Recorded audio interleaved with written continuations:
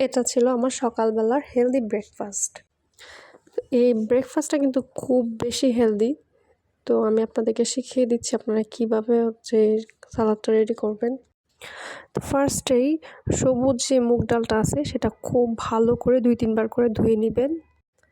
ভেজা অবস্থায় একটা সুতির কাপড়ে খুব সুন্দর করে মুড়ায় একটা গরম জায়গায় রেখে দিবেন।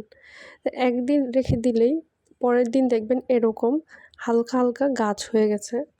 আপনাকে দেখতে যতটুকু সুন্দর লাগছে এই জিনিসটা কিন্তু খেতেও এর থেকে বেশি মজাদার।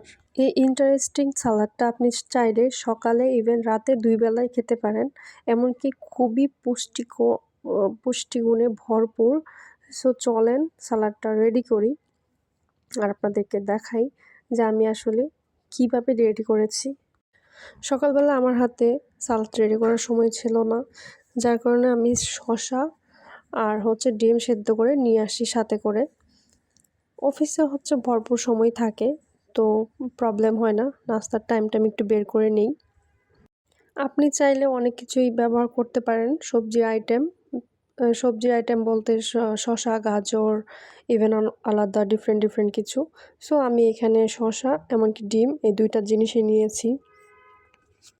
চাইলে আপনি কাঁচামরিচ, পেঁয়াজ দিতে পারেন, বাট আমি যেহেতু অফিসে আছি সো আমি পেঁয়াজ খাচ্ছি না। শুধু শসা, ডিম দিয়ে মিক্স করে লবণ দিয়ে মিক্স করে খাবো। তো আমার খুবই ফেভারিট একটা খাবার। আপনি কিন্তু লাইফে একবার হলেও ওই জিনিসটা ট্রাই করবেন। দেখেন কতটা সুন্দর লাগতেছে। চাইলে আপনি এখানে দই অ্যাড করতে পারেন, টক দই অ্যাড করতে পারেন কিংবা কোনো রকমের ক্রিম অ্যাড করতে পারেন।